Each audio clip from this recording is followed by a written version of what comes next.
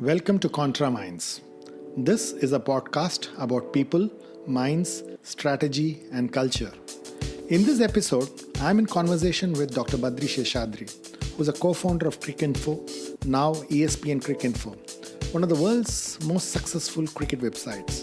Badri is a pioneer in building a very successful startup in India way back in the 90s when startups were not fashionable as they are now. He's done his engineering from IIT Chennai, holds a PhD from Cornell University, US. Badri shares with us his success secrets, his high-performance rituals, right from his early formative years in school to his life at IIT and at Cornell. Also, he shares with us his views on startups, what does it take to succeed here, his take on what's lacking in our education system, and how do we make teaching interesting and relevant.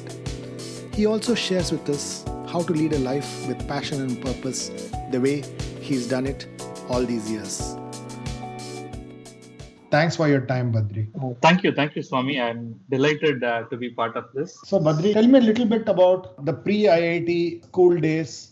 Who are your inspiration? How did you go about getting interest in mathematics, physics? It'd be interesting to know where it all started. Sure. It's the unfortunate thing is that we keep rewriting our memories.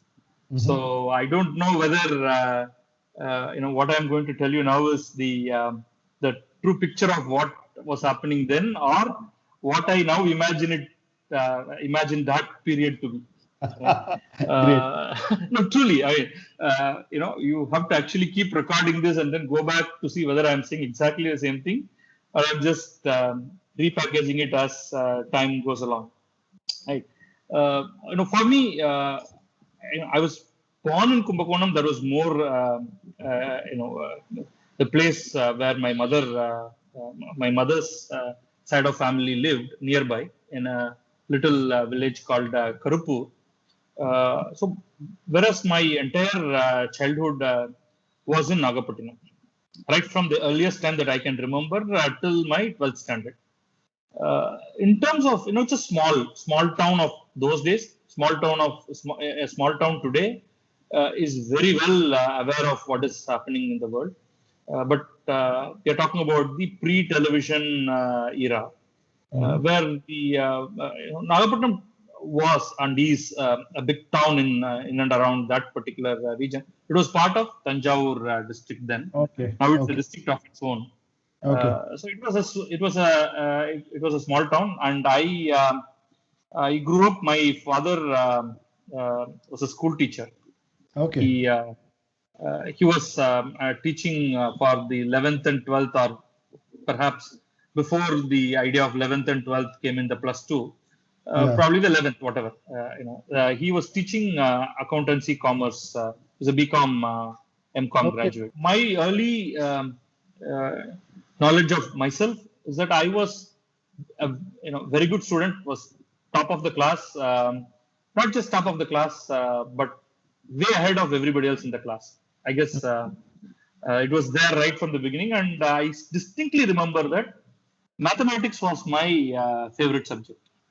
Okay. Again, no reason why, because it had nothing to do with the family itself trying to teach me, or my father trying to guide me into mathematics. We had very little of interaction, me and my father, when it came to studies. I was completely left to it. So it's just that I took on to math all by myself. That's one very distinct memory. Very early on, I could grasp numbers from the first class onwards, and I remained there right throughout. Till getting into IIT, I was doing very well in mathematics. Okay. In terms of other science subjects, I don't know. There is no special preference towards science or other subjects. Math was certainly at the top. Ideally, if I had the right kind of people to guide me, the right role models, I would have gone on to study mathematics and perhaps gone to have done a PhD in mathematics. But then, as is the case today, even then, the only two professions that my mother and my father used to talk at home was medical and engineering. Okay. And medical was a no-no because it involved blood. Okay. So it was engineering, nothing else. I mean, the picture was that simple, narrow. You're doing well. You have to be either a doctor or an engineer. No doctor, therefore engineer. That was it. In those days, who are your role models, and where did you get inspiration from to kind of be interested in studies? Because for a child today to be interested in studies, it's so difficult because in one of the blogs of yours I read saying that teachers come to the class, they take a new subject or a new topic, they don't really understand if the children understood it, they go to the next topic the next day. You have written about it. So given that as a background, how is it that you were actually motivated, and who are your inspiration and role models to be even interested in studies at that kind of a point in time? Because it's very difficult in that context in those days, right? Yes. I don't think it was actually a person or persons who motivated me into studies per se. Mm-hmm. They were actually books. Okay. I distinctly remember in my at the end of my first standard, the first standard summer holidays. I wasn't enrolled into the LKG, UKG. That was not even there. Okay. But there was an year program in the school that I was enrolled in. It was actually called ARA class. Okay. So let's say half standard, if you could. Okay. Right? Okay. Prior to the first standard. Okay. Right? That was almost like a play school, of modern play school. Okay. Right?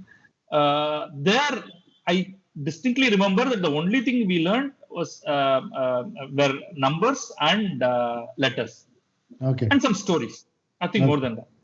First standard we had books, but I don't remember well. But in the summer holidays of the first standard, my neighbor had a box full of comic books, all in Tamil. Okay. Muthu comics, Lion comics, they're called. They're there even now, but not in their glory days really. Okay. But at that time, it was fascinating. A box full of at least 100 comics books. All typically these are the Western comics translated into Tamil. By a Sivagasi-based publisher who still exists today. Okay. And they were like a treasure trove for me. I kept reading them. I was really drawn into a world which, you have this Iron Claw, Irumbu Kai Mayavi. You have all the characters, this magician, Mandrake. I don't know what they are actually called in English because I read them all only in Tamil. And that really took me into the world of reading and imagination. By the end of that summer, notice that all that you have learned to read is only in the school, only in the first standard of just Tamil. English was not even a subject at that time for us. It was going to be a subject only in the third standard where they were going to introduce English alphabets. So, curiosity. So you studied in Tamil medium? Yes, till fifth standard I studied in Tamil medium. Okay. Then I moved to English medium, but it was only nominally English medium. It's basically, we can only, as students, we could only understand Tamil, and the teacher will read out an English sentence and then translate that into Tamil. That was from the 6th to 12th period. But till 5th, it was Tamil medium, only Tamil medium. Okay. And I could only read Tamil alphabets at that time, at the end of first standard. Okay. And third, as I said, third standard is when we were even going to be introduced to English alphabets. So this, reading this comics books. Yeah. It's a completely new world. There were hundreds of characters. Many of them I have forgotten now. Mm-hmm. But immediately I graduated to reading Tamil magazines and Tamil newspapers. Okay. Right from my second standard onwards, I started reading everything that I could lay my hands on. Mm-hmm. Every poster, every bit notice, paper, anything that I could lay my hands on, I started reading them. Magazines took me to a great new world. It's something that I will strongly recommend today. That the only thing that, if at all, we can teach our children is just reading, nothing else. And of course, math, but that can even wait. And let them figure out for themselves. So I was probably constructing my own worldview of what would I have even understood at that time of many things, of politics, of current affairs, nothing. Right? Okay. But I will read every single word from first page to the last page, except the English words, which I wouldn't be able to read anyway and understand. So by the time I got into third standard, I started reading storybooks, full-fledged books. I remember reading, by then I was also winning prizes in the school, outside the school in various competitions, sloka competitions, this, that. And I used to get prizes like sort of concise edition of Mahabharata, Ramayana. Not that, multi-volume, 18-volume stuff, but one single volume, but running into nearly 600 to 800 pages. I used to read them. So literally reading was my world. Until then I learned, once I could pick up English alphabets and English words, from 6th standard onwards, I started reading the Hindu newspaper. There was only one person who used to buy the newspaper in my street. So I will wait for him. He was working in a post office. So I will wait for him to leave and run to the house and then pick up the paper and read from this thing back page to the front page, starting with sports. My God. That's how I got into the world of cricket. Okay. Fantastic. So that's, so my, it was not a single person that I could emulate because I don't think there was anybody to follow in the extended family. There were no doctors or engineers. They were all basically, if at all, they were working somewhere, clerks or teachers or, even lower in terms of professional work. So it's the world of reading is what I would assign everything to. Interesting. So what you are strongly recommending is, you have a small kid around, get them to read and introduce them to the world of books, is what you are saying. Absolutely. Math can come later, but that's really math can come later. Yeah, math can come later. It doesn't matter. I mean, today I know that everybody starts by, most middle class, upper middle class, urban children start with learning English alphabets, and then the your own mother tongue is sort of relegated, which is sad. But I don't really care. I mean, if you're teaching them English alphabets, let them read storybooks, let them read cartoons, let them read comics, and that once they get into that life, that's enough. It's an interesting point that you're making, which is, so what does these cartoons and comics and books, what does it do to the mind, Badri? I don't know. See, it's like, it allows, first of all, it builds imagination. Right? It has nothing to do with the real world.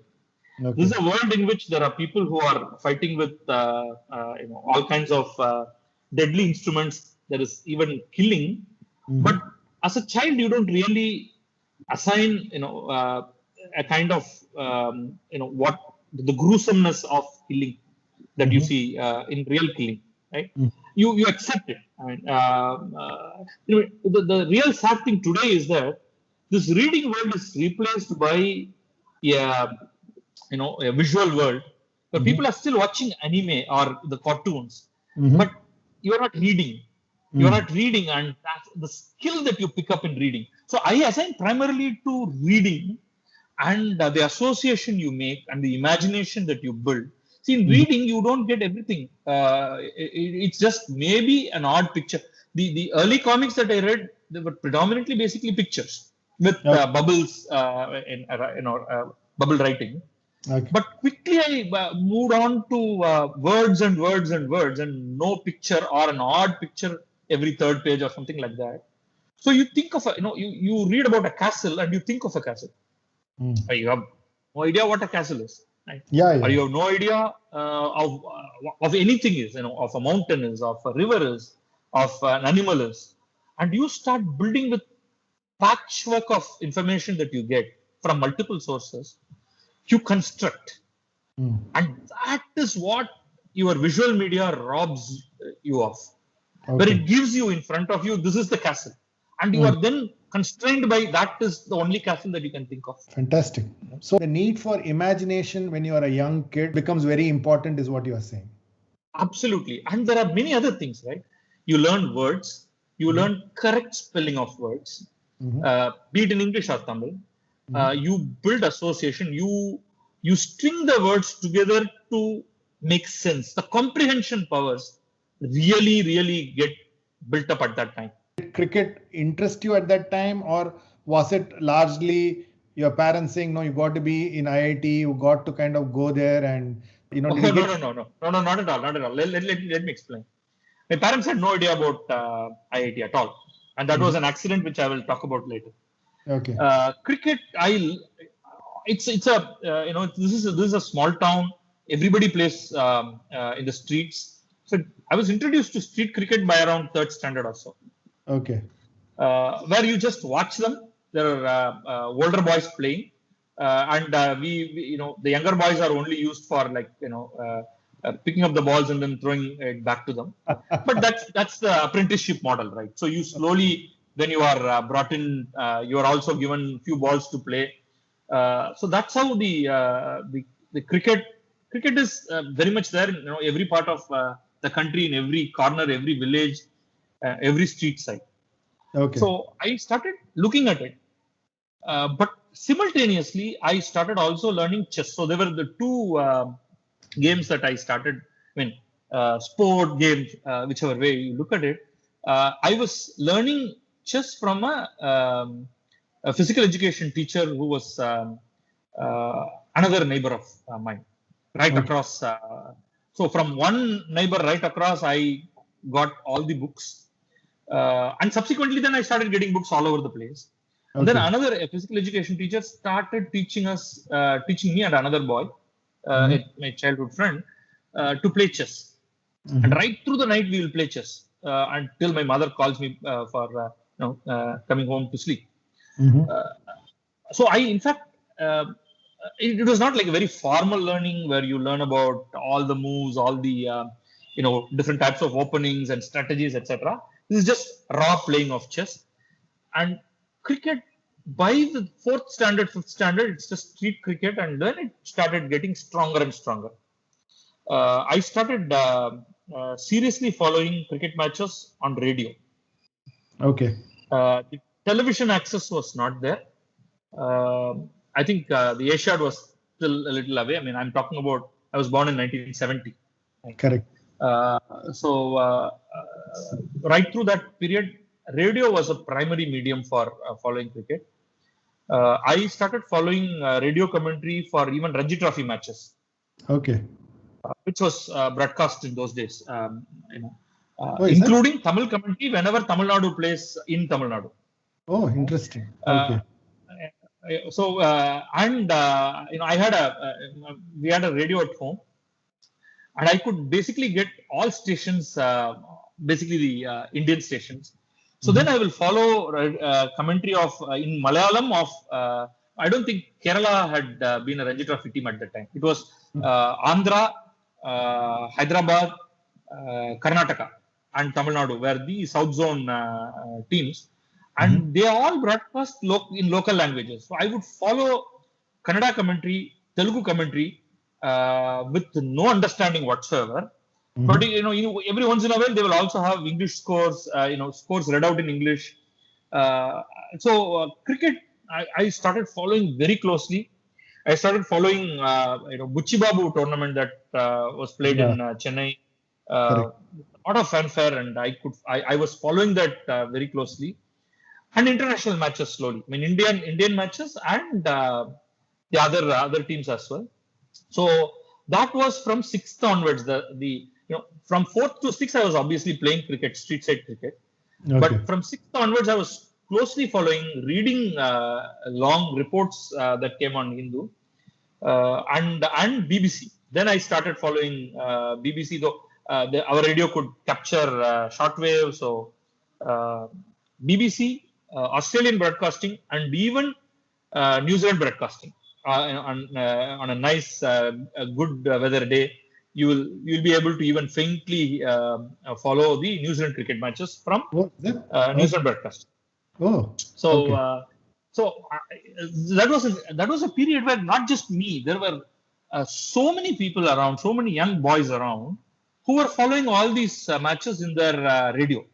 Mm-hmm. We will even come together in somebody's house to listen to the radio commentary from Australian broadcasting for Australia versus, let's say, England or Australia West Indies matches, not So just that's India. so that's almost like an offline community of the past in the pre-internet era. Huh? Right. And then TV came in, just black and white TV with this very, very tall antenna. And we could also get, because we're on the sea coast, you would also get Rupa Vahini of Sri Lanka. And cricket matches of whatever they would broadcast, we started getting that. But radio was still the primary medium, with television as secondary medium.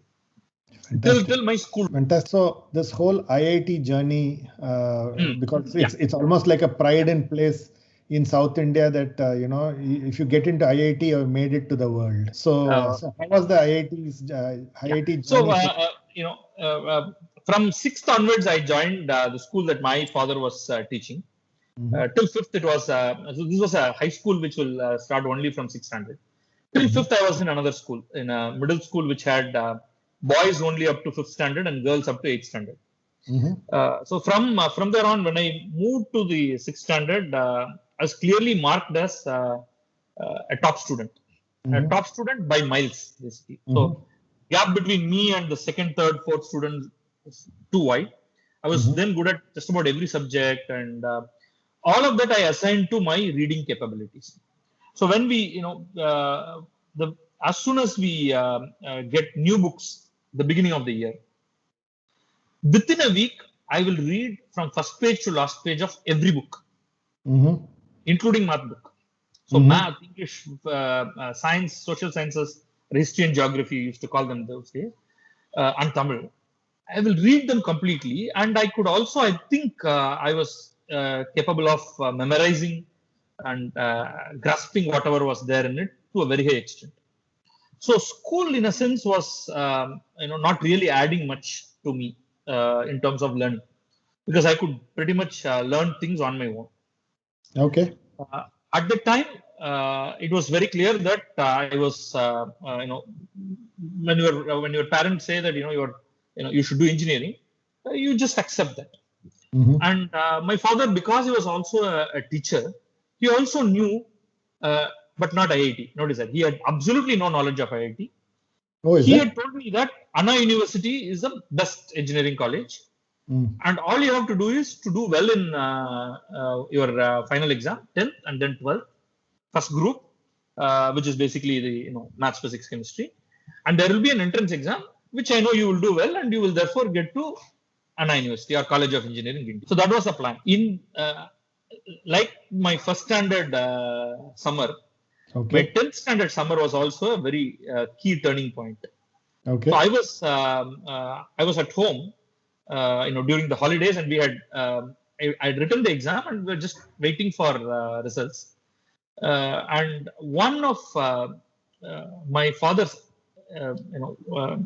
old students, ex-student, came home to talk to my father. So normally this happens, right? Like the summer holidays, old students come and generally meet some teachers. They come home. They come home and generally have a chit chat, talk to teachers, and generally tell them about where they are, what they do.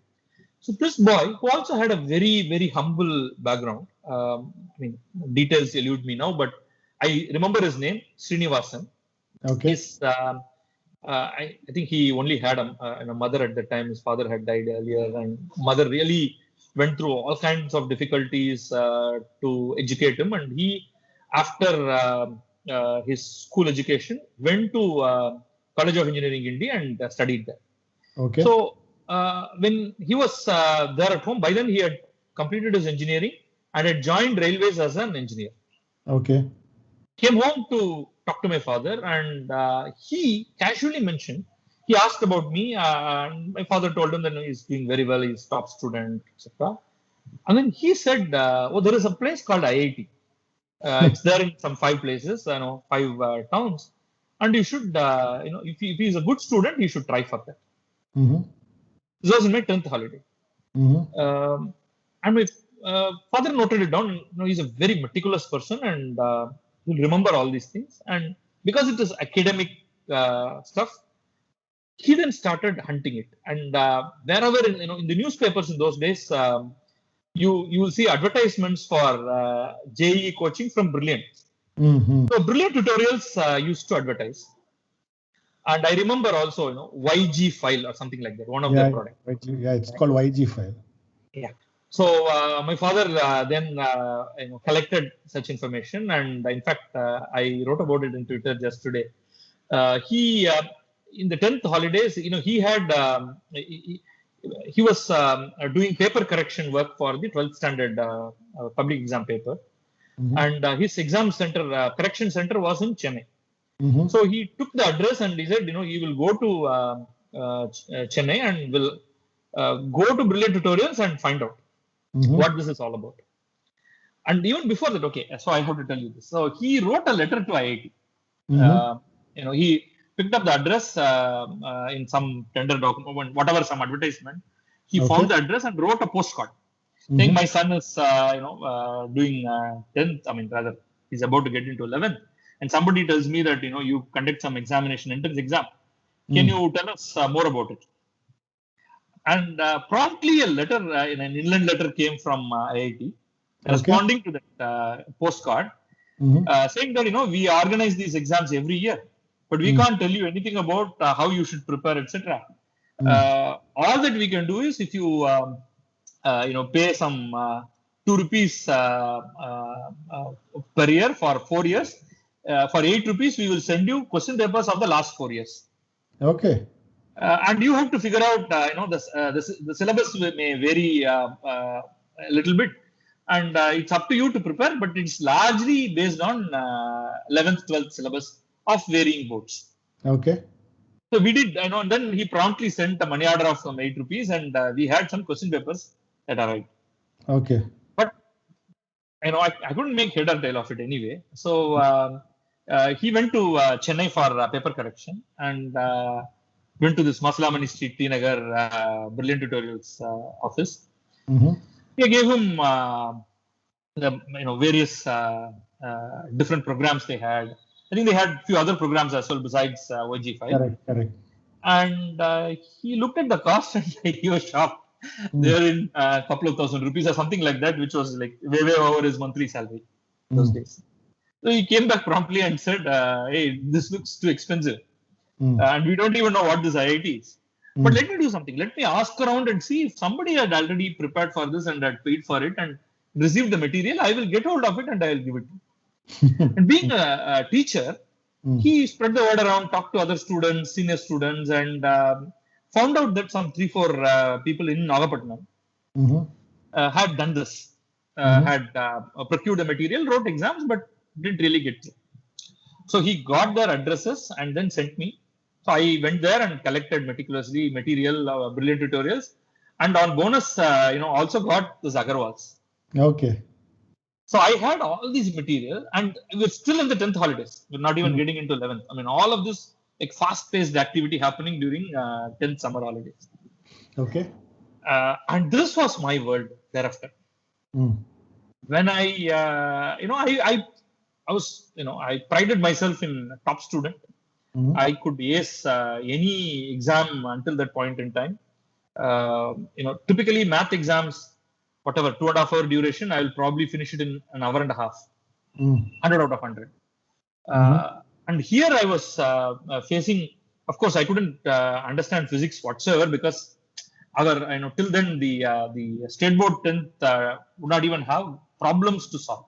Correct. But math was what I started with, and I found it extremely difficult. Extremely difficult. Even the material had some explanation, and then it will jump into solving problems. So the challenge really attracted me. So the next 2 years, as usual, once I joined 11th, I got my 11th textbooks. I quickly went through and mastered them, and spent all my time in trying to work on this JE material from Brilliant and Agarwal. So tell me, Badri. So one of the questions that I have, one of the challenges I feel is you are an extraordinary kid and you knew your subject, you are extremely good. There must be a whole set of kids around us and which I see every day struggling with basic stuff, right? Because it's not, the kid does not have the potential, but they just are not able to imagine and solve. So what do you think of that?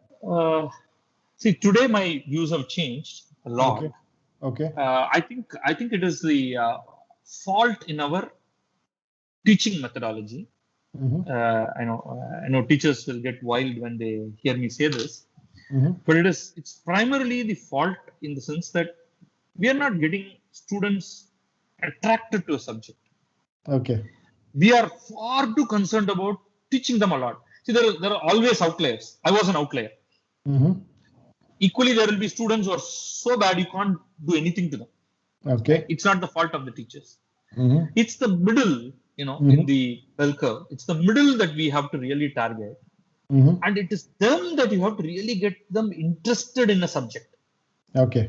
That should be the job of a teacher. Okay. Not trying to cover the syllabus.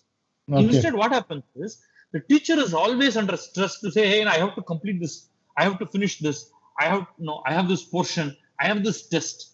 What is the use of your test? Or your, that you have to teach so many lessons when I have not even understood a word of what you are talking about. Correct. And the reason I just went into that is I think it's always great to hear your story, but I am thinking of the rest of the 40 guys in your class, okay? Who would actually be in awe of you, but they wouldn't know how to kind of actually be another Badri, right? And neither their parents will help, neither their students, their teachers help, and there is a world out for them. And what should we do to those middle that you talk about, right? That's really what the question. Let me also add something. My teachers were all uniformly bad, and I'm not being nasty in this, but that's what they were. They had very limited knowledge, learning, and they were doing whatever they could in the circumstances they were teaching. I can't evaluate my father, but he would have probably been also an average teacher, right? I certainly never picked up anything of great educational value from my school teachers, but they were all they had great love for me.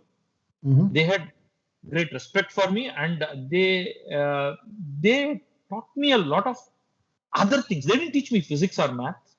I was way ahead of them, but they had love not only for me but for all the students in my class.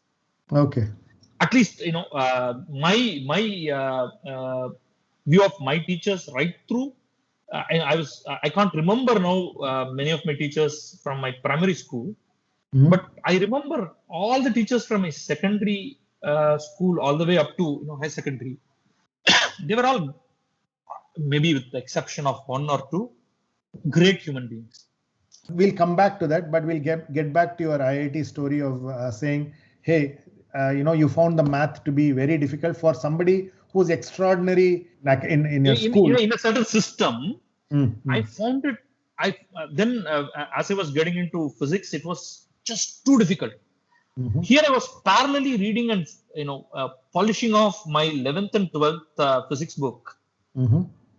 I found the physics problems of JEE extremely difficult because there was nobody to teach me, nobody to guide me. So I had to basically hack my way through, figure out ways of solving the problem.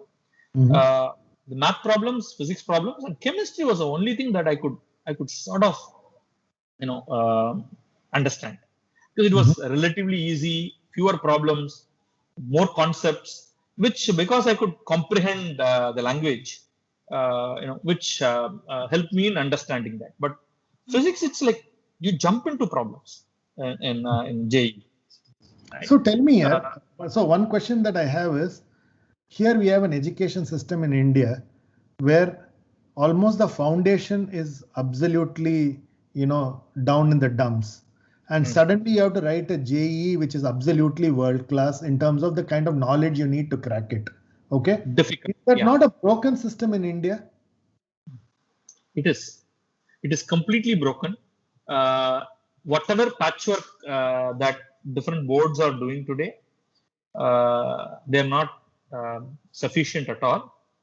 But you have to also ask the question, do you then make your syllabus or your approach to learning in classroom JEE centric, which also I will not advocate, because JEE has become tougher and tougher, trying to it's an elimination test, right?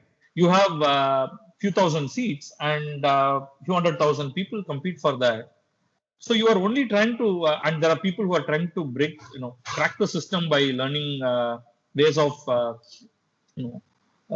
speedily solving a problem without necessarily understanding concepts.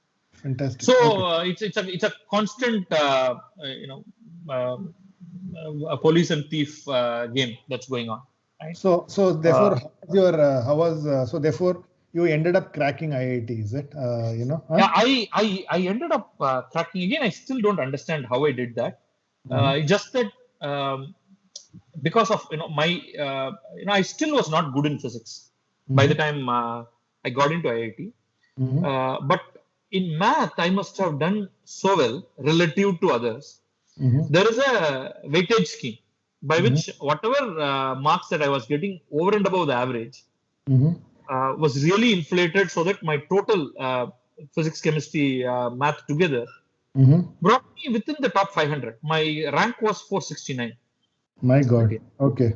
This was a time when you need to be within about 1,500 to 1,800 to probably get into some program.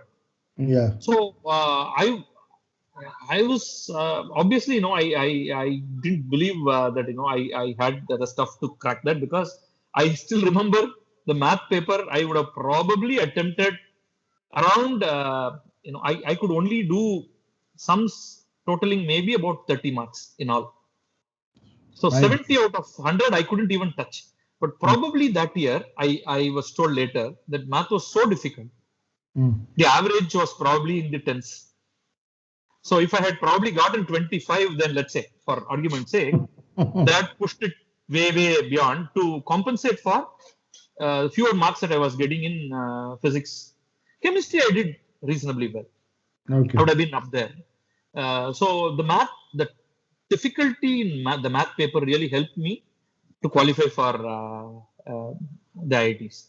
So therefore you enter into the world of IIT and you actually now have a very different system of education. And so the question that I have is, so were you kind of now seeing a different way of teaching, understanding concepts?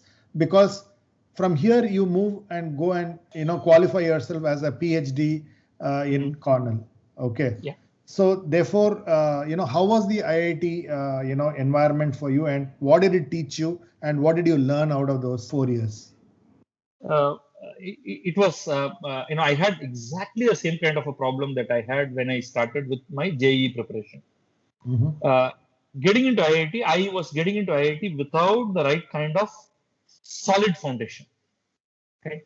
So I was building up my own way of, solving those problems, but I had never heard of the books that the other students who qualified talked about, like Resnick and Halliday for physics. Yeah, I never even heard of what that actually meant.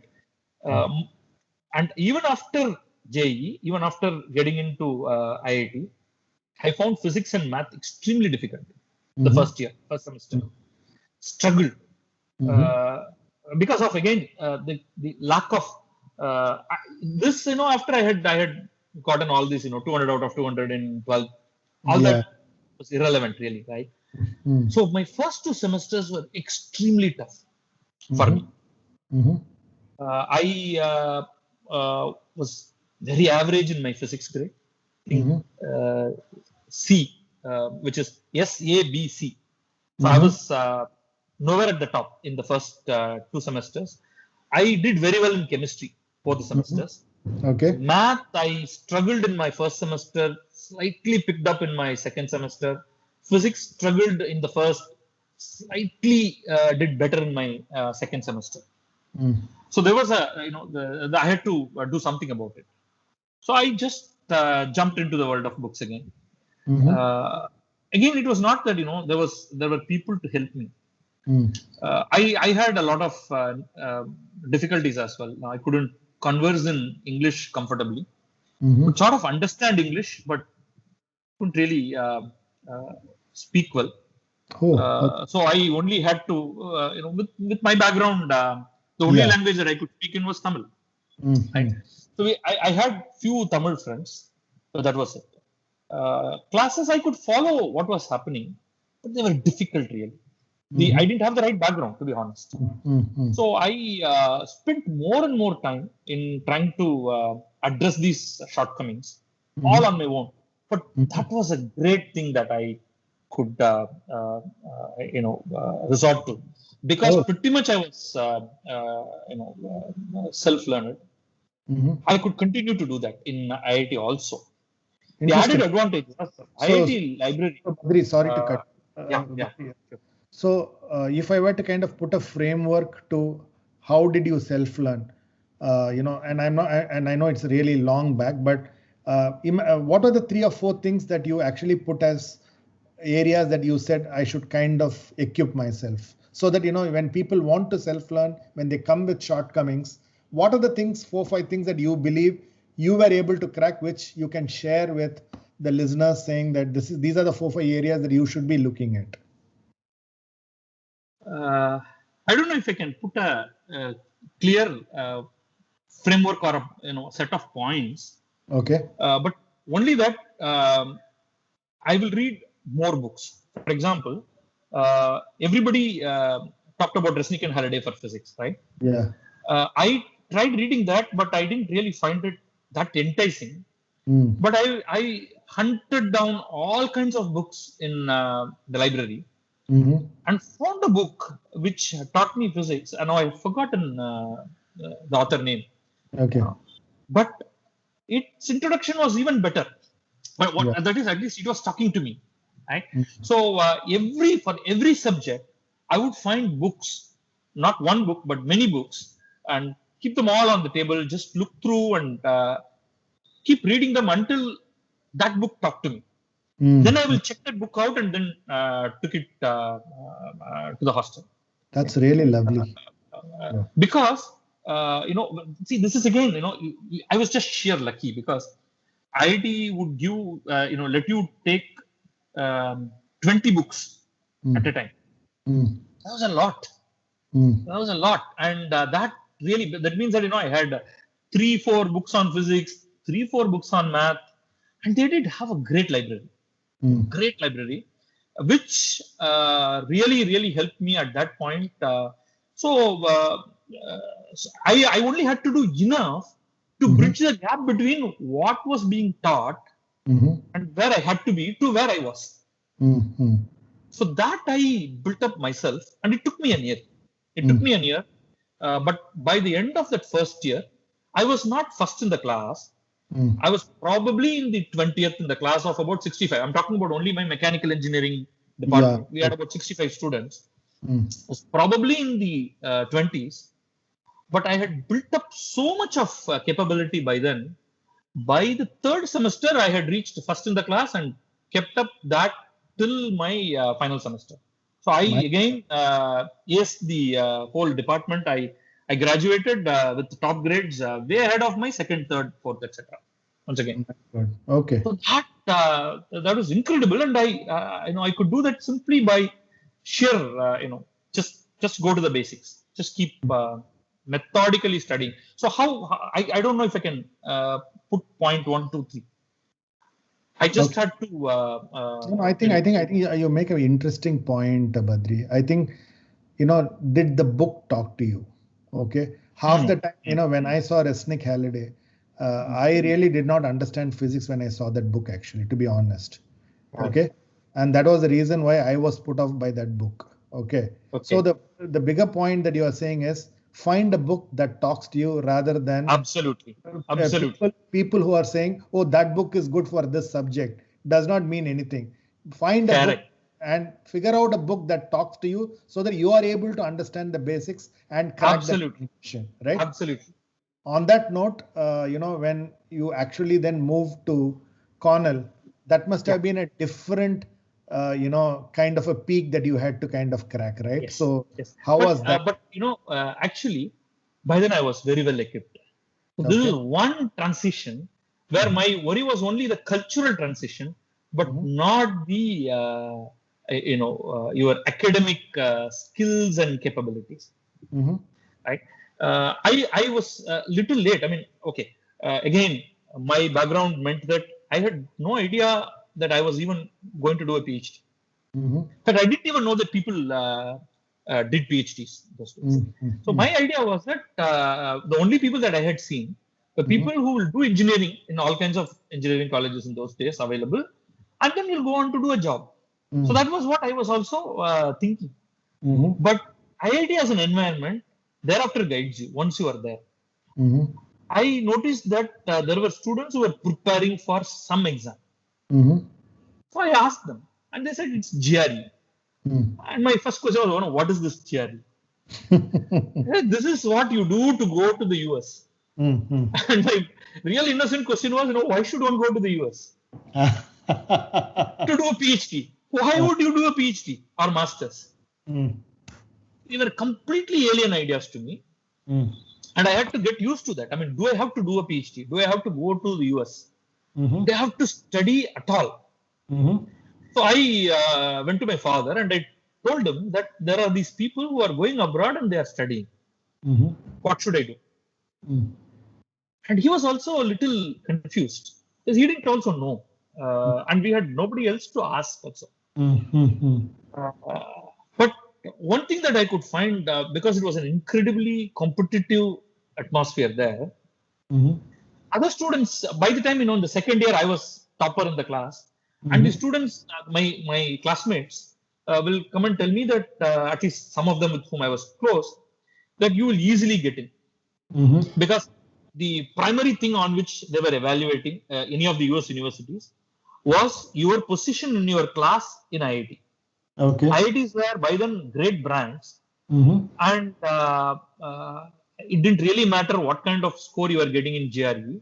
They were going to go primarily by your transcripts from IIT and your recommendations. So then I decided, I should try this. Then I asked my father that it means some expenditure. Is that, is it okay? And would you be able to spend? He decided that, he will support me. See, I was in a sense greatly helping him by getting into IIT because IITs were the least expensive engineering colleges in those days. Exactly. My annual tuition fee was 200 rupees. 200 rupees the whole year. We are talking about 87 to 91. My God. And I know that I knew even then that the cost of engineering education in Anna University was much more than that. Probably 4 or 5 times or 10 times even or more. Right?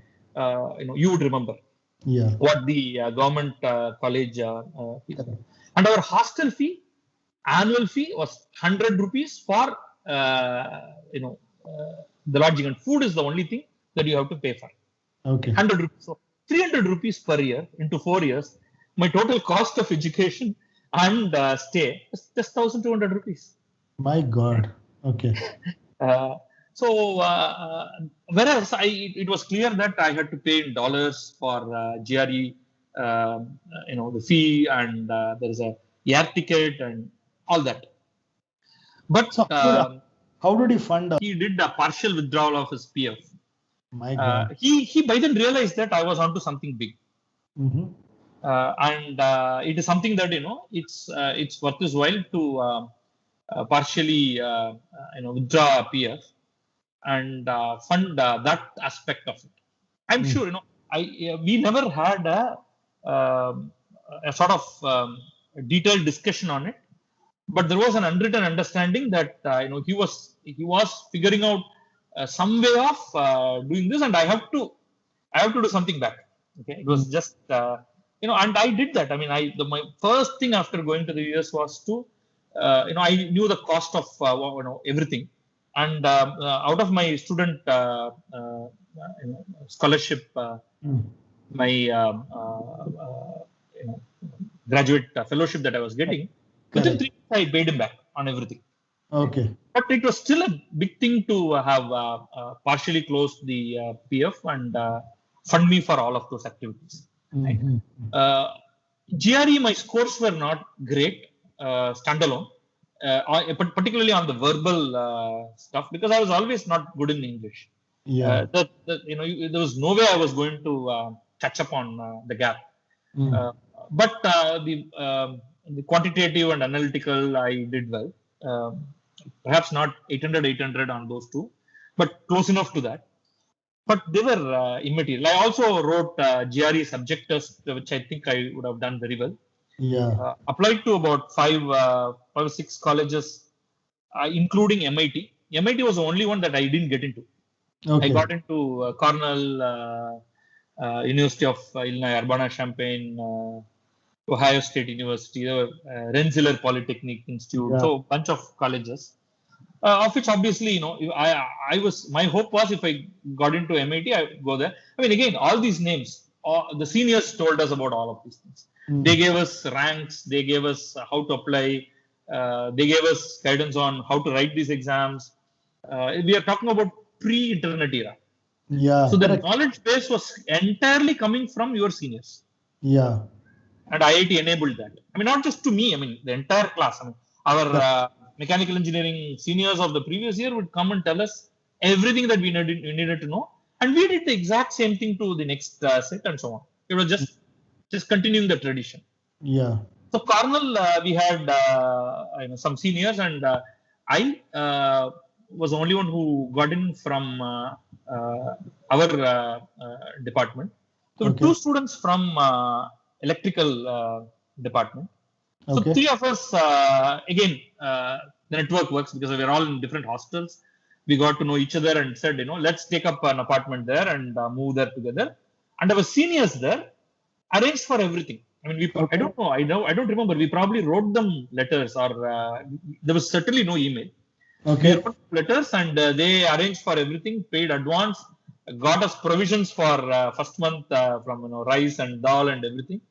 And they were there to pick us up from the airport. So the worldwide network worked beautifully, and our seniors completely took care of everything that we needed to acclimatize ourselves to the place. And academically, we were all absolutely capable by then to take on whatever challenges that came along the way. So, how was Cornell? In degree of difficulty, and what did you see the difference between that kind of education versus what you had gone through for so many decades? I wouldn't say that it was difficult like I had to face the difficulty in IIT first year. I eased into my subjects quite well, but my the real problem was academically their approach to going to the root and the fundamentals. There was no question that my ideas on education changed only because of Cornell. The Indian system is of a type which it's doing well. I mean, if you call it that, in producing IITs or in some many top institutions. But the American education system is what I like, where everything from the teacher-student relationship. See, my experience is primarily the graduate education. The undergraduate education is quite different. In the graduate school, the number of students per class is like less than 20. The relationship between the teacher and the student was very intimate, very friendly. It was basically a senior student leading all of us. That was how the atmosphere was. They were treating us as almost equals, and we were together discovering new truths about the subject that we were studying. It was beautiful, actually. I cannot equate any education that I have received ever to my first 2 years of Cornell. You talked about going back to the fundamentals and going back to the roots. Okay. Just tell me a little bit about that, because that'll be interesting for our children to think like that, our education to think like that. There will be teachers listening to this. There'll be, business guys listening to this. Now, one of the things that ails Indian environment is we never go to the roots of anything, actually. Okay. Right. And I think that's a very important point that you made. And I want you to kind of dwell a little bit about what do you mean by that? See, in the graduate studies, the first year, we were learning a series of mechanics courses, solid mechanics, design courses, basically theoretical mechanical engineering courses. By then, I had decided to specialize in solid mechanics and not fluid mechanics or thermal. So I was taking more courses on solid mechanics, where obviously, if I was focusing on fluids and thermal, then I would be focusing more on those courses. And math was a prerequisite. So we were doing a lot of advanced math. When I say advanced math, it's again the same thing. End of the day, right from 12th standard, I've been learning differential calculus, integral calculus, and differential equations. Right? In IIT, I was learning exactly the same thing. In Cornell also, we started with exactly the same thing. But the way we approached, so I'm talking about learning something for, already I have learned it for about 6 years, let's say.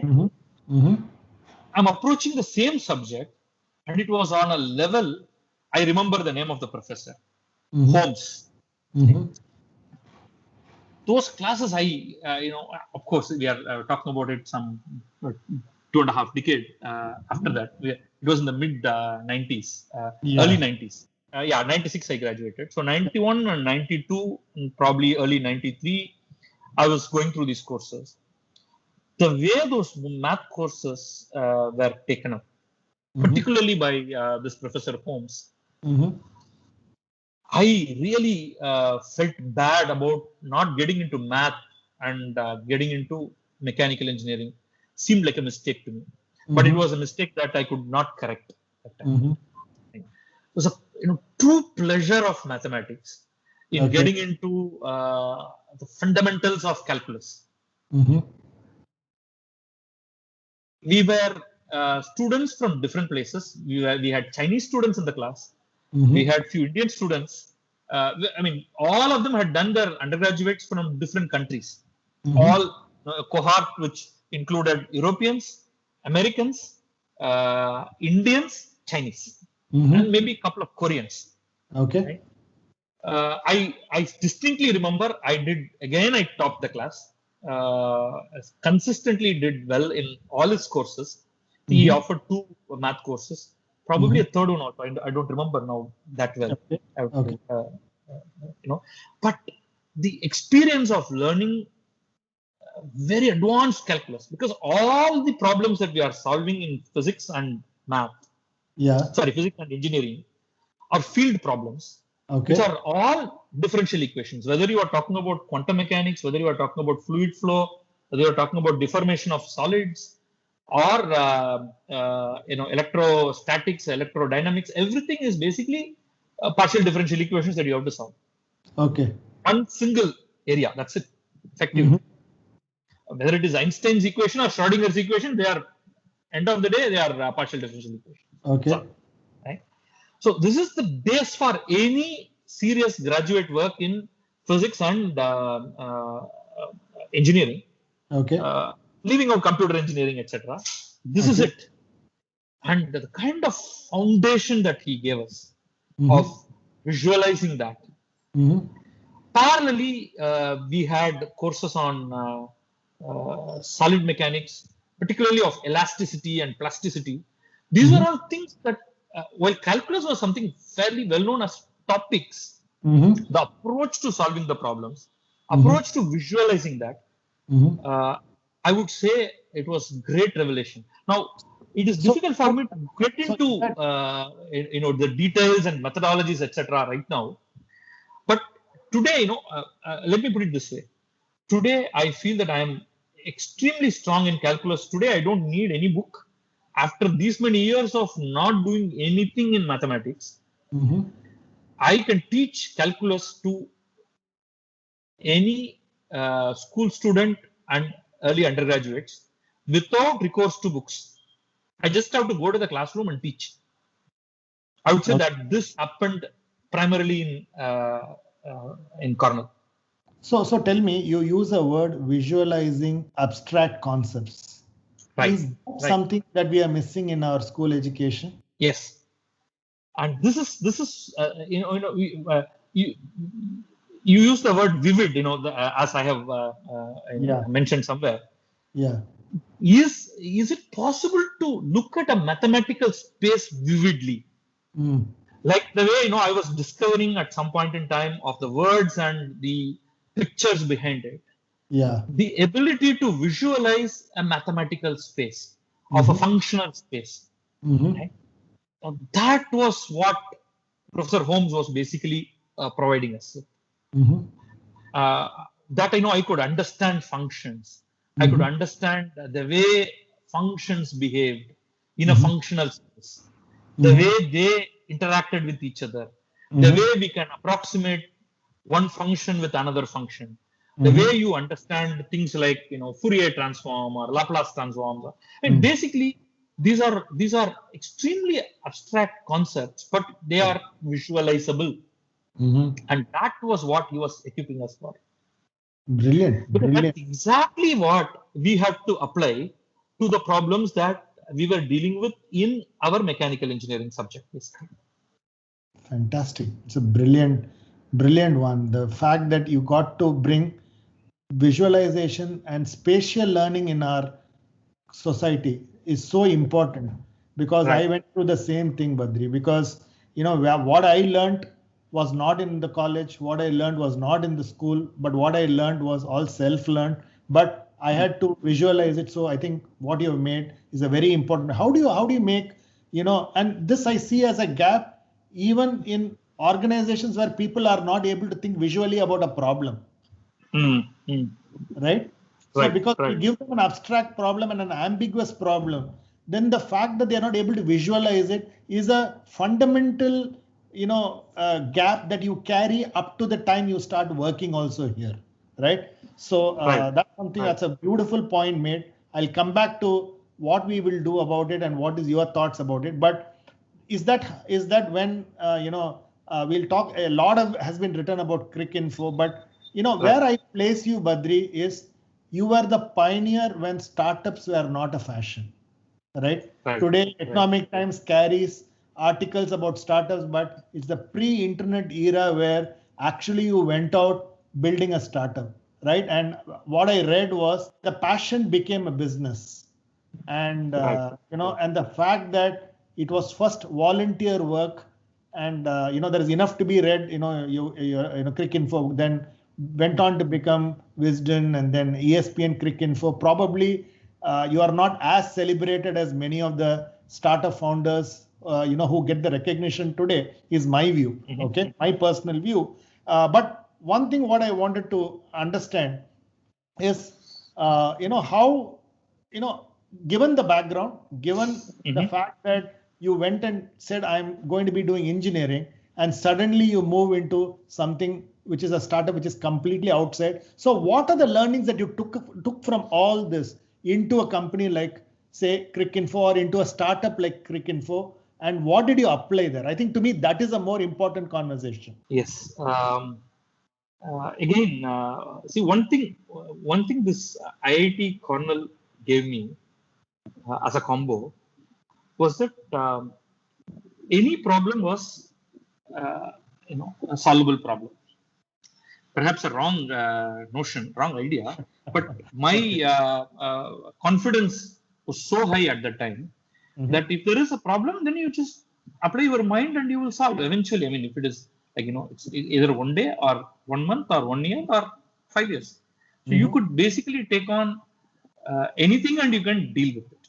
Now that confidence is enormous, and that helped us in, at least helped me in doing my part of Cricinfo. Right? It's a joint work. A lot of people are involved, but it is also a lot of accidents and serendipity in terms of getting into that. I was right from I talked about my cricket commentary days. My father was always annoyed with me listening to cricket commentaries, and really had to control me during this 11th and 12th, so that I will do well in the exams. But he did allow me to follow cricket. I could always follow the cricket scores in newspapers and also listen to commentaries every once in a while. But once I came to IIT, I could watch a lot of matches. We had a television in the common room. We had Doordarshan was happening. It was again pre-cable TV days. Correct. So Doordarshan was the only source of watching matches. We used to follow all the matches, follow it in newspapers. So when I reached Cornell, this is the non-academic part of it. Yeah. I really felt bad about missing cricket. I was not a great player. We are just tennis ball players, and nothing really to talk about in terms of cricketing ability. But following cricket was a passion, serious passion. And I could basically reel out statistics like so many others. I'm not any special when it comes to cricketing madness compared to anybody else out there. There probably you could pick 100 kids at the time in every square mile who were just that interested in cricket. Once I reached Cornell, everything was cut off. No television possible. The television, but cricket matches were not streamed there. Radio, I bought a very high power shortwave radio. Okay. Only to listen to cricket broadcasts because we could follow BBC.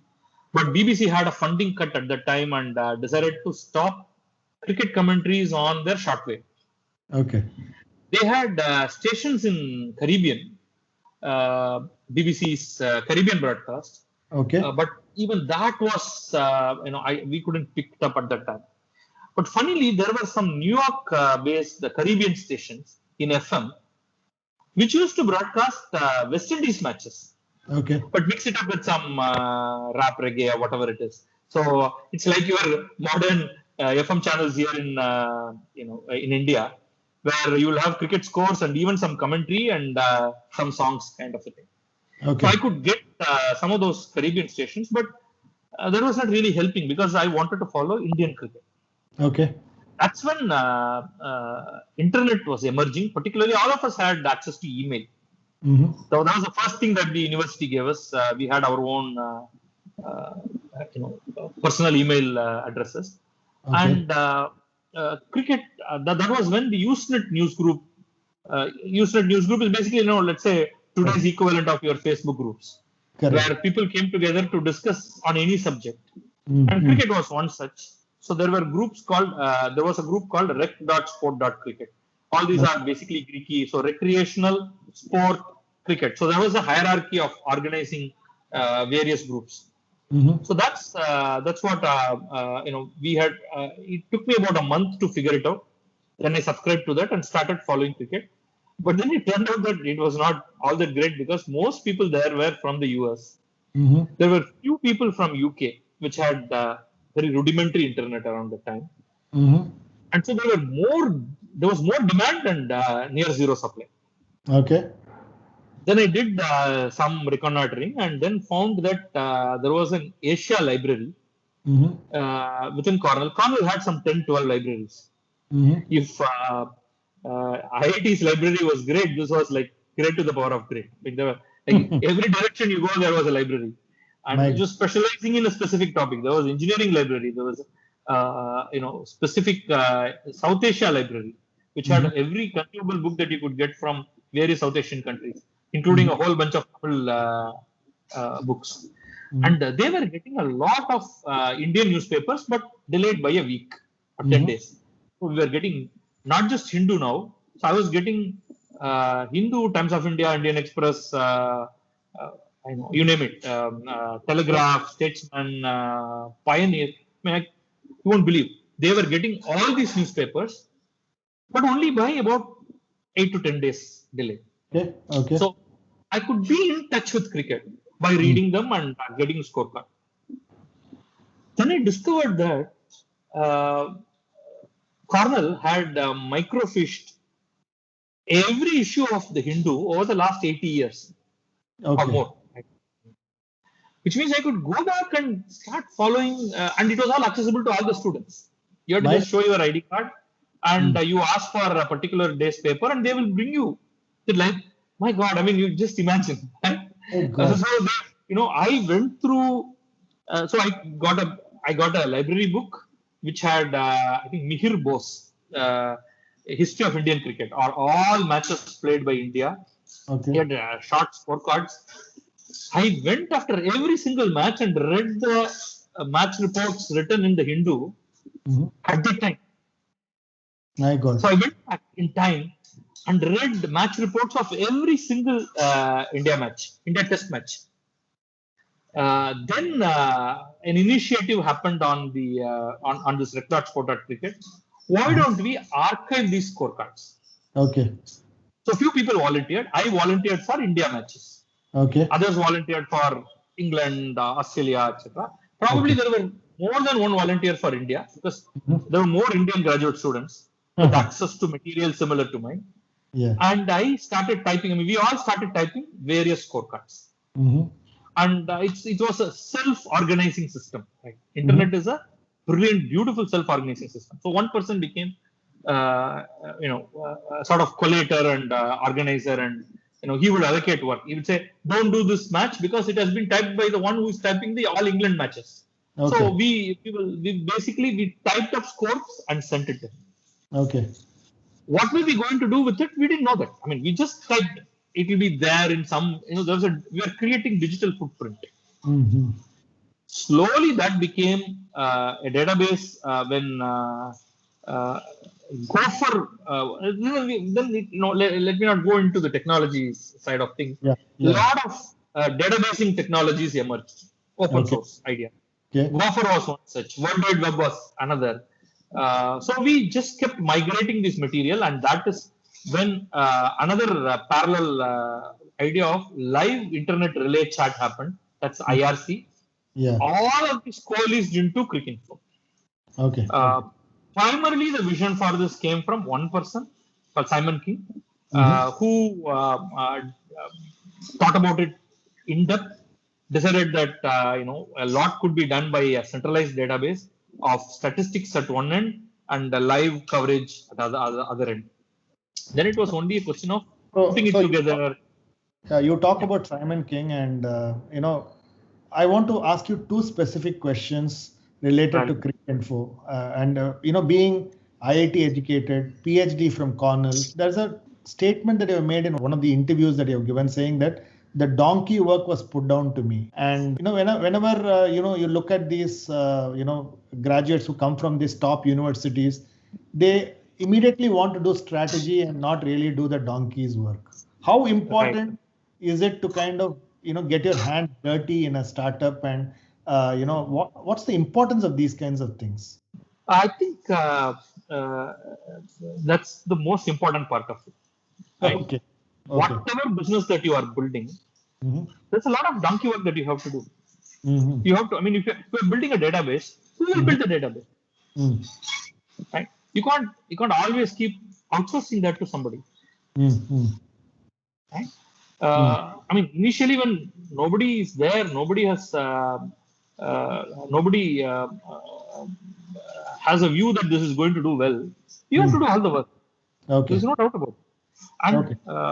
And when you really like that job, for me to type a cricket scorecard, it's a donkey's work basically. But it was a pleasure because I was reliving when I was typing the score, when I was going through the scorecard, I was also watching the match vicariously, right?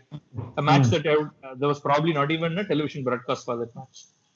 Right? So I was then thinking about the cricketer who scored all those runs, the wickets that were taken, the catches that were taken, the runouts that happened. It's a beautiful point, Badri, you're making. What you're saying is, if you see a scorecard as a scorecard and entering it, it is a boring job.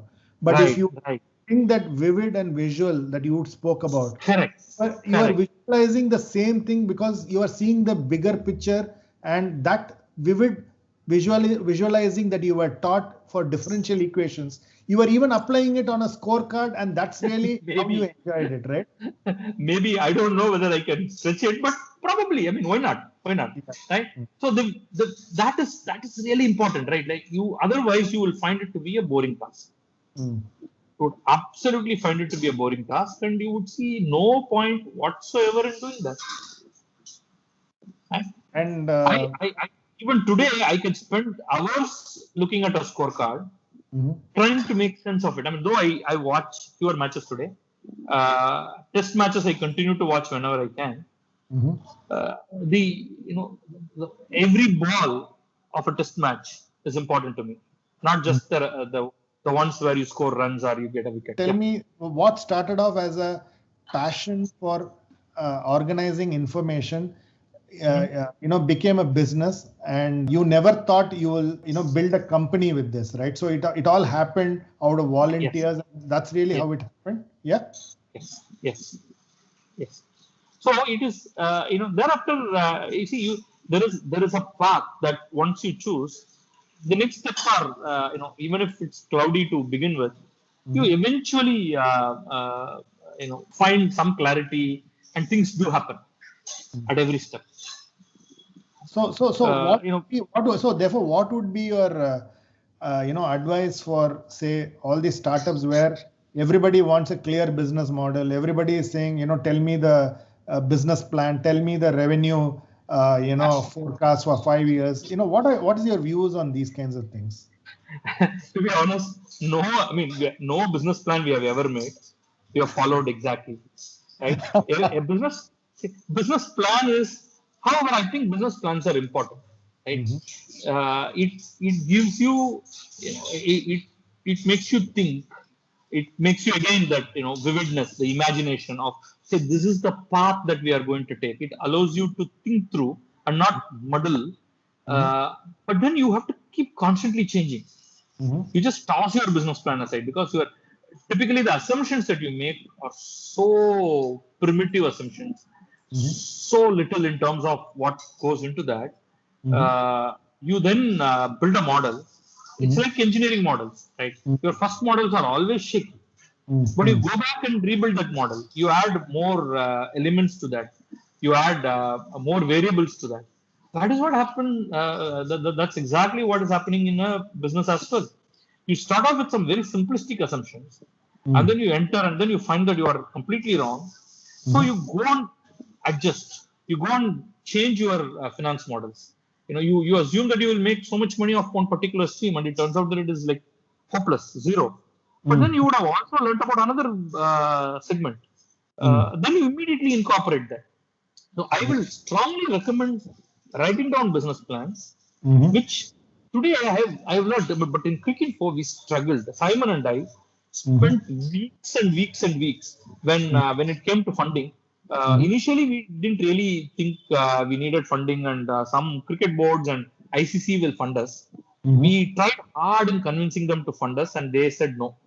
Our great Dalmia was the ICC president at the time, and he said nothing doing because he didn't even understand. He had no sense of what we were doing. We had the CEO was David Richards from Australia for ICC. He had great faith in us. He understood it. but he couldn't convince the elected fellows. So, each cricket board then elects and sends one of their members. And amongst them, a president is chosen, and India had huge clout at that time. ICC was just an emerging body. So, Dalmia had no interest whatsoever in this. So then we had to move out and look for funding from venture capital. And there was a great interest in us. Internet ventures with the kind of user base that we had was amazing. But everybody asked for projection. We had no clue. We spent weeks and weeks and weeks, wrote down. We got one PricewaterhouseCoopers document at that time. Probably it was called Coopers and Librand, if I'm not mistaken, which had a document on how to write a business plan, which was typically your plant and machinery kind of business plan for a manufacturing output. It was disastrous. We never succeeded in writing a business plan of our own. Luckily for us, Bank of America's investment banking division based out of Hong Kong, run by a bunch of Indians, found that we were in the market looking for funds, reached out to me, a person called Prakash, and said, he will help in all of that. And my first question to him was, I don't know how to write a business plan, and everybody is asking for a business plan. He said, don't even worry about it. I will write the business plan for you. And he helped us write our first business plan. First proper business plan was written by Prakash, taking inputs from me and other founders. And it was such an easy job. About week to 10 days, we wrote the business plan. And I worked very closely with them, and that was it. I mean, that business plan was sent to a lot of people. Various people gave their offers, and finally we chose SIFI, Satyam Infoway, to partner, and they invested money. And then then everything else. Now you are a corporate. You have correct. You can you have money. You could hire investment bankers. You could hire lawyers, corporate lawyers, that is, legal firms. And people talk of valuation and the importance of valuation and exit and things like that. But so when SIFI bought Cricinfo, what was the kind of valuation that it was? Because I know it was headlines. Today, nobody even remembers it in India, right? So it was valued at $150 million US. Okay. This was in 2000, early 2000. Yeah. So $150 million US. So Badri, so therefore, at some point in time, from mathematics to topping the class to a PhD to finally running a business. So how do you see this transition? And and finally, it got sold to Wisden and ESP. It was ESPNcricinfo and things like that. So what has been the learnings for you in terms of fundamentals that we need to teach our children and even the startup founders? Because what I find is the technical know-how which is very, very critical to build differentiated products in India if you really want to dominate the world. I think there are some learnings from what you are talking. So there is not an equivalent of a Cricinfo ever. So you would have to kind of get an employee. He would actually say, oh, Flipkart is like Amazon, so let me join there. Okay. But when you said Cricinfo, I'm sure to attract employees itself was difficult because people really don't want to take the risk. They want to go, being a PhD from Cornell, I'm sure you would have sacrificed a lot of your earnings and salary because you would have got $1 million job anyway. So I think these are important things that I want you to put up.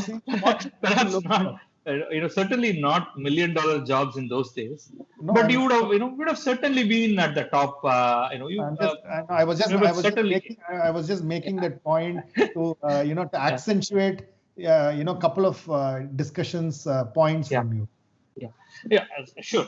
So it was a bit of madness for me to have left whatever it was. What was the alternate?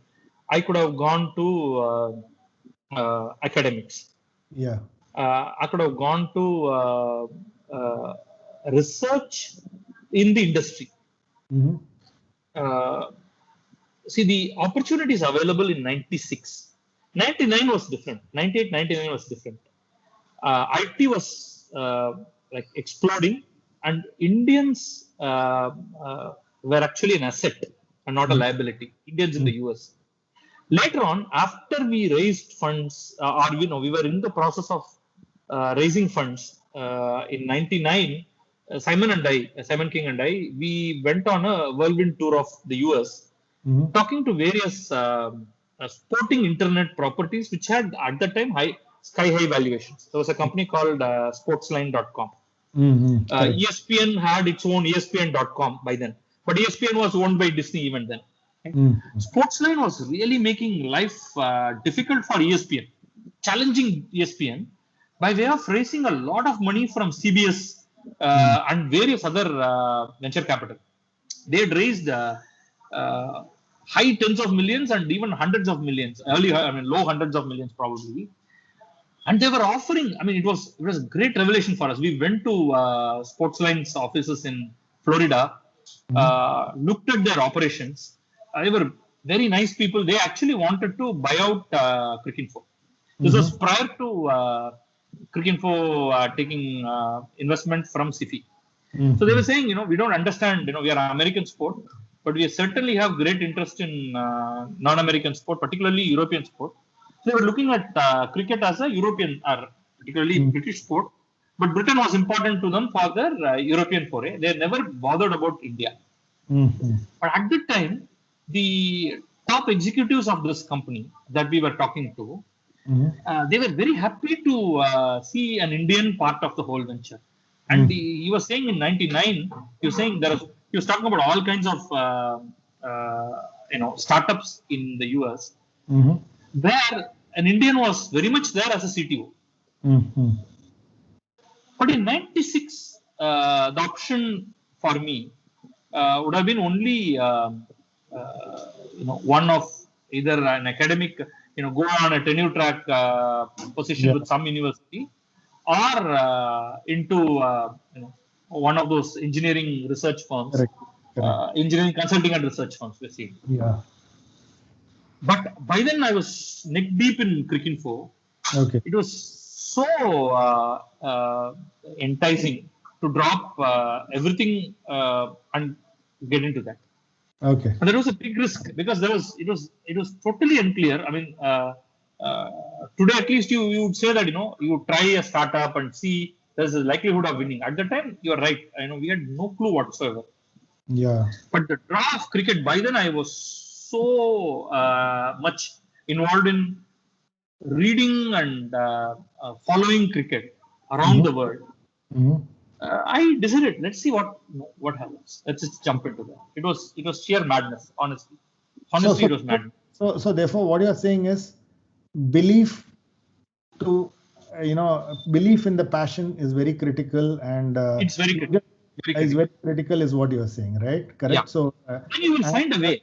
And then you will have to find a way, and you will have to be ready for volatility, right? Absolutely.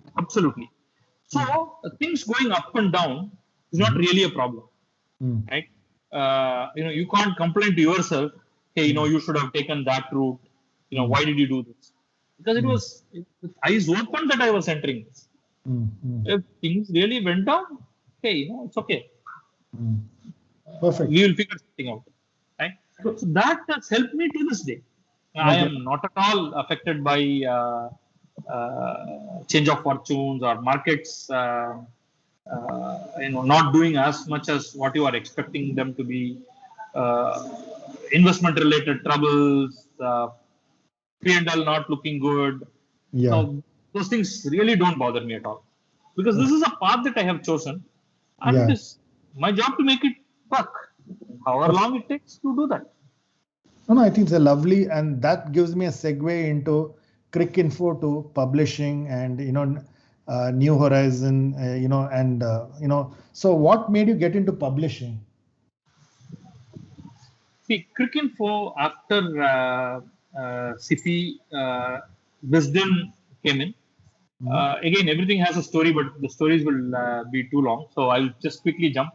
So when Wisdom wanted to acquire, SIFI wanted to sell its stake. Wisden, we found Wisden was ready to take the stake. Okay. But Wisden had this thing that, they had to acquire 100% or nothing at all. So it's 0 or 100. So all of us were forced to sell. So Wisden acquired the entire company, but they asked us to continue running it.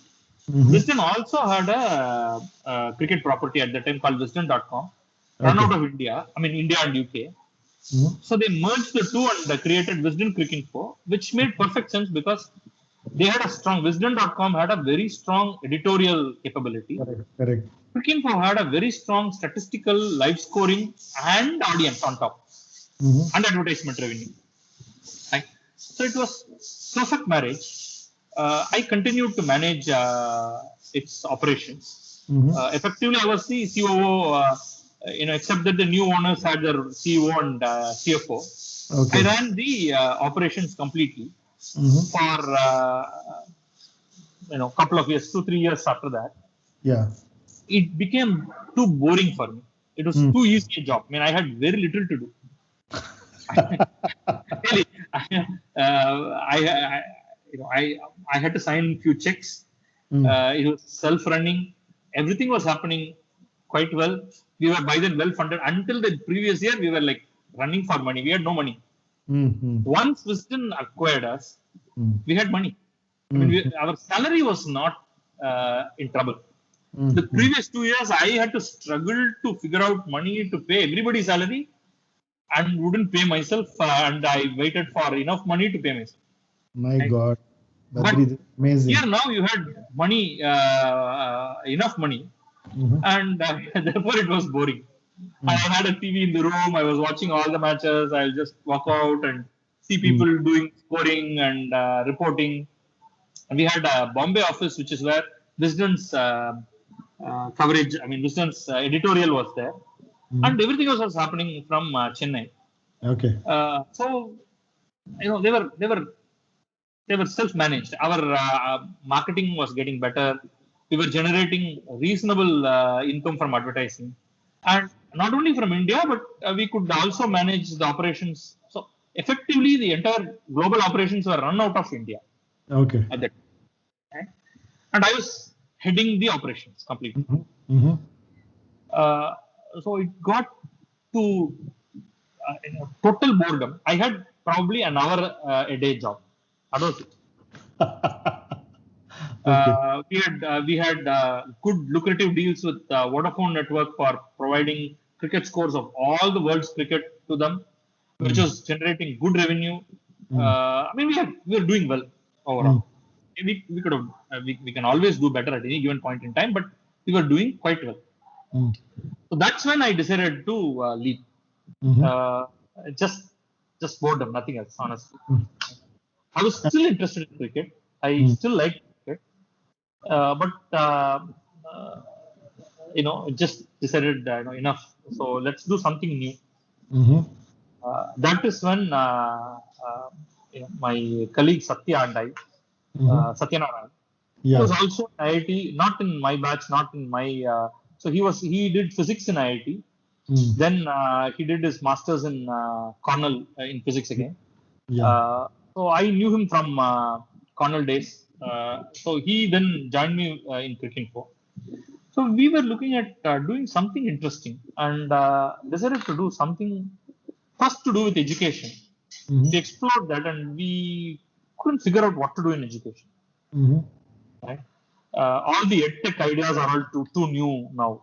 We talked about, we were looking at basic provision of education. We found the whole process very cumbersome, getting permission, paying bribe, starting a school. We were not really looking at school as a model. Then we looked at publishing as a proxy to education. And my deep desire in reading books, and Satya was also a book reader. So we decided that reading, we want to read. We get a lot of books in English, so we can make do with that. But what do we do for Tamil or for any Indian language? So our first business plan was to publish books in 10 Indian languages, including Urdu and Hindi. we had good name, so we could raise, for example, very quickly we raised money from Rajesh Jain of India World. He gave us some money. We raised money from friends and family, from my brother-in-law. We put some of our own money, and we started publishing company. All our business plans were wrong. We failed in everything that we projected. Getting from one language to another language was too difficult. We entered, Malayalam. We did English publishing. We flopped completely. It was very difficult. So finally, we decided that this is not going to grow like your internet business. The pure brick and mortar business is too complex. But having come this far, we'll just continue this. And we continued that. So it's equally like cricket. It is a passion for me. No, I can see that. So I see that. I was going through this NHM editor. Okay. Right. Which is really a platform that you built for converting, because what you have mentioned somewhere in one of the interviews that only 30 to 50 million Indians know English. The balance it requires a very different model. And and I found the NHM editor. I in fact downloaded NHM editor. Yeah, NHM writer. NHM writer. I'm sorry, NHM writer, and I found it interesting, saying how do you really take internet to the Indian languages. I found that to be a interesting concept, and so we did quite a few tools. We in fact prior to Kindle coming here, we built a reader software for we called it NHM Reader. Tried to put all our books through that. Didn't really work. We couldn't. We were the problem of being a pioneer and not really having lots of money, and in an area where the market is really small. I mean, if we had done a lot of these things in the US with English, we could have done very differently. We anticipated many of this. We built a complete book reader software, which later on, for example, forget about the sophistication levels, etc. But many things which were later built by others. Kindle had its own model, but we had a Kindle-like reader, not a hardware, but a software, which we could with digital rights management built into it, where we could download books, pay for it, subscription schemes. We built a lot of it with just couple of programmers, just 2 programmers. Right? Okay. But again, too early, wrong market, none of that worked. No, fantastic. I think Badri, one of the things that listeners have to learn is you got to disrupt yourself. You could have lived in the success of Cricinfo all your life. Right. Okay.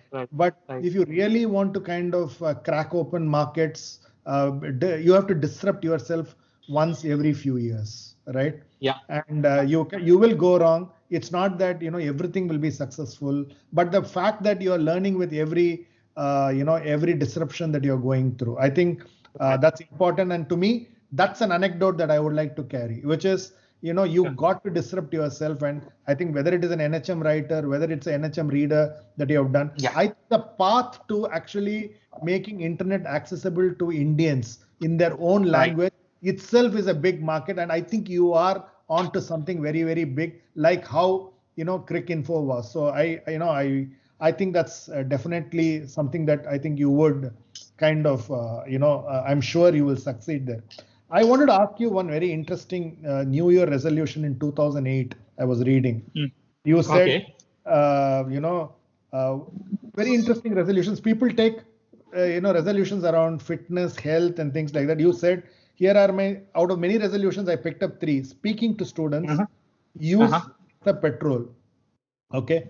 So, and your constant theme that I'm seeing is, you spoke about how education in the next 10 years has to change, the kind of transformation that we need. What would be your thoughts on, how you are seeing education, and what should we do to actually do what US has done in terms of making us, we are largely what I call as traders of services.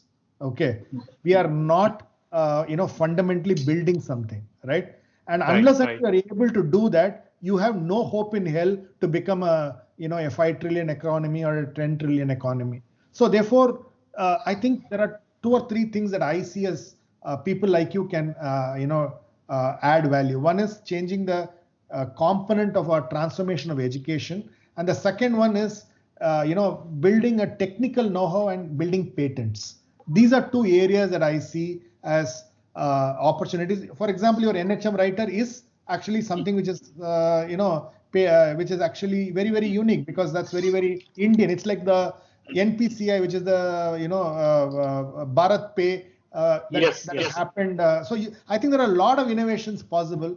So the questions that I have for you is, how do you think the transformation should happen for business thinking? How should transformation happen at the school level? And what are the two or three things that we should be doing? And how do you transform people's careers? Because we are also stuck in this, trading mindset of saying, okay, now let me go get, a job. And somewhere I think if you really get satisfied with that job, you pretty much want to continue it for years, right? So therefore, I'm breaking this down into 3 parts. 1 is education, 2 is technical know-how, and 3 is skilling. I think these are 3 things that I'm breaking. I'll start with education. Mm-hmm. Okay. There are 2 major things that I would suggest or introduce in education, if possible. One is considerable emphasis on concepts and going to the roots, and letting the classroom not really structured like what it is right now. I know it is difficult to do. I don't know how we can accomplish this, but start off with something that we see in our day-to-day life, and then drill down. So the job of the students and the teacher will be to go and discover more about it. Right? Now, let's say that it is. Let's say you want to learn about business. Whether we should be having only these traditional subjects that we are teaching today itself is a big question. But supposing, say, I want to know about people who are doing this, people selling vegetables in the roadside push cart model, right? So if I were the teacher, I would take my students along, maybe 5th, 6th, 7th, 8th students, and would like to understand from this person, where is he or she buying the vegetables from? What is their market route? Where are they selling? What is the margin that they are, placing on each of these vegetables? What will they do with the wastage? Are they making enough money? If they want to make double the amount of money their margins, their gross margins, what do they have to do? Is it even possible? So by asking these questions, the students will learn a lot about economics, commerce, and also mathematics, right? I'm just giving this as a silly example, but let's just get into something very similar, right? Something about material that you see around yourself. We never get around to actually learning what wood is as a material, what plastic is as a material. What is the difference between wood and plastic? Right? One is synthetic, the other is natural, but how are they put together, assembled? A tree assembles and creates wood. We mold, we have synthetically created plastic and we mold it and then we create in whatever shape. Or how are they? How is it different from metal? Till we graduate from even our college, we have no idea. And then suddenly one day we are in either we are an entrepreneur ourselves or we are working for somebody, and you have to deal with let's say in the manufacturing business, we have to deal with wood or plastic or metal or glass, and we have no clue. How if I have to cut and make one into a chair, can we use the same material, the same tools and same machines to create a chair out of the other material? No, absolutely not. But because we have no idea about what makes these materials, we have no understanding of the processes. So effectively, when we graduate from school, we are we are clueless, we are powerless, we are unable to do any productive work other than run errands, go fetch this or go give it and then come back, for which I will not pay anything more than 50 rupees. Yeah, correct. You are unemployable. I'm talking about everybody. Right? Whereas what we should really be equipping them with is something that they can build on their own. It could be a computer program. It could be a chair. We just don't do that. So the first thing is to really have thorough understanding of material around us, how they are put together, how they are built, how the science of it, the engineering of it, which everybody can study. I mean, only if it is a subject, it's complex. The commerce of it, and what is productive. So, why is somebody paying you money for an employee? Because you are contributing to the productivity of that particular entity. So today, everybody who is Swiggy's delivery person will know the value that they are adding to that entire ecosystem. If you remove them, that business is not there. That business model is not there. Yeah. Likewise, the app developer who will develop that app. And all of that put together creates value. And only if you are going to contribute in either by cooking the food or by delivering the food or by writing the app or by interpreting the app, you are not adding value. Now, you ask our graduates coming out of any college saying, what can you do productively? They will say nothing. Because they have nothing productive that has been given to them. This is something that we have got to change. Fantastic. Great points. How are we going to change? We have, you will have some ideas. I have some ideas. I will really want them to get their hands dirty. Even if they are never going to do a manufacturing job, I want them to know that. I want them to make things right in their school. That we must, we are not giving our time towards learning stuff theoretically with no connection to making something comprehensively that is physical and real is a big problem. Right? Okay. You can teach great science with, as part of a carpentry class. Right? Look at different types of wood. You will learn about biology substantially. I mean, it is up to a teacher to teach all of that. Yeah. You learn physics by how do I cut it? I have to give it a certain angle in cutting it. Why? Yeah. Right? So you can teach some engineering, you can teach some physics, you can teach some chemistry. If people are worried, oh no, you are robbing all those things away.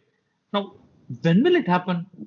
Only when the teachers are good enough and the syllabus making comes to them decentralized. We are so centralized now. Yeah. It's okay to be centralized in terms of learning outcomes. I want the students to know these things, but not this must be the lesson. This is how you need to teach. By this day, you should have completed after so many classes, and you should have had your first test. That is the level of centralized control that we are having, which is meaningless. Yeah, correct. Now, if I am in Uttar Pradesh, I will be teaching something different from Tamil Nadu. Yeah. Because I'm growing different food here, different food there. The weather pattern is different. The trees are different. Right? Slightly different. I'm not saying everything is different, but no, I get the point. I think the practicality of being productive and what is the learning outcome rather than just learning. I think that's an important point that you're making, right? Yeah, correct. Right. Next, every student now, in my opinion, should be allowed to do, should be forced to do. I mean, you could use the appropriate language. Yeah. Apprenticeship between their high school and college. 1 year. After 12th, go on. There must be therefore a national system. They have to be taken in as an apprentice in either government or private. The private entities should be encouraged to and cajoled are also a little forced into taking these people, which is where they are going to learn solid stuff, followed by which they will go back to college. See, in places like Israel, this is happening by way of forced conscription. You have to be in military, 1 year of military service, right? Where they learn a lot of things. Here we cannot do that. I mean, we don't need to put everybody into military. Correct. Put them into working in a real entity. It could be any company, it doesn't matter, any business, right? And they get paid. They get some nominal apprenticeship amount paid. However bright that student is. Yeah. I'm not talking about the Chinese model of some forced kind of thing. I really feel that this will widen the capability of a student Lovely. enormously, that when they enter college, their ability to learn and what to learn will be drastically different, and how to learn, everything changes. Fantastic. You would have done things, right? And then followed by that. See, and I'm not giving this as a random advice. My daughter, in her final year, she did her she just graduated BSc psychology. In her final semester, there was an opportunity from a IT company. They were looking for people with psychology background for their those with cognitive psychology background for their UX design, user experience design. Okay. In her class of 35 or 45 girls, she was the only one who attended that interview. Because I forced her. No, you have to go for this. She got it. No other student from our class. It was a very premier institution in Chennai. Nobody went. She went there. She did well. She was taken in, and they started. So morning she will go to the college. Afternoon, these are all like only 4 hours college, right? These days. Yeah. Afternoon, she went there for apprenticeship. Unfortunately, within a couple of months, we were hit with COVID. Then everything happened over the net. So that 1 year from January to December, in between, she wrote her exams, graduated. But this apprenticeship continued. That company paid her stipend. Yeah. By the end of that year, this just January. I mean, we are now in February, right? Yeah. They offered her a full-time job at a very good salary. But she wants to do more she wants to study more in psychology. Yeah. But I have recommended that she continue for about a couple of years, because the amount of learning that you will do here will take a long way. I mean, then you go and do your higher studies if you want, right? By not letting our children get into workforce, are doing a great disservice to them. Now, today I would say that at least 1 year of apprenticeship between high secondary school and college, and 2 years of apprenticeship, or 1 year plus 1 year. 1 year is good enough, and then you give them a full-time job where you learn any job. You don't have to continue in that job. Absolutely. But learning a job and being productive, the exhilarating feeling you get, that you have contributed to the revenue of an entity, they cannot be replaced by anything else. Exactly. This, I think, it has to be a national activity. And it has a serious implication on when you come to work also, because your ability to handle ambiguity, your ability to handle absolutely ability. No, the kind of how schools and colleges sort of build a cocoon around you, safety around you, because everything is very well specified, very clear, and the ambiguity that you are talking about. Whereas the real life situations are always ambiguous. Correct. So you have to make value judgments. You have to decide. You have to make decisions, and that they will learn. No school, no college will ever teach you this. Absolutely. So these are things that I never had. Yeah. These are things that would have made me a much, much, much better person. Absolutely. Which I think our so your educational system changes to let students build a worldview of their own by asking, learning, questioning, reading, experimenting. It's easy to say, but it is very difficult to build a system. I don't know whether I can go and do that myself right now, but I think that is necessary. And a series of apprenticeship models where you actually learn real productive stuff. Yeah. Will change the country. I mean, it will dramatically change India Absolutely. into a very confident nation. Absolutely. So Badri, it's been amazing chatting with you. I think the kind of the last few words you said, which is changing the country with the kind of transformation and the practicality that we spoke about, which will also goes into, to me, the takeout of this conversation. How do you build vivid thinking in our children, in our working Right. environment? I think, to me, that's one key takeout that I noted down. The second key takeout is go back to the roots. Okay, just go and understand the fundamentals before doing a few things. I think that's something that I've taken out. And the third thing is really saying, how do you make education relevant by actually showing and doing and putting them into the practical world while you teach them the concepts, because that goes back to the roots that you have been talking. I think your journey is absolutely inspiring. You are a pioneer. I think Jim Collins talks about level 5 leadership. You were a pioneer in the startup world even before the pre-internet era. You went and built a company out of passion. Probably the world's most respected cricket website ever. I'm proud to have an association with you for such a long time, and it was fantastic talking to you and sharing your thoughts on your the early days, what you learned at every stage of your life, the turning points of your life. And I'm sure the listeners will pick up more than many points on how they could kind of apply it back in their own lives. Thanks, Badri. It was really, I'm extremely, energized talking to you. Thank you. It was great talking about, reminiscing about many of these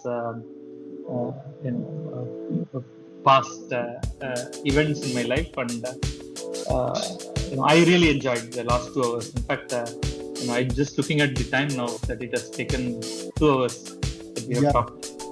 Thanks. It's fantastic. Thank you.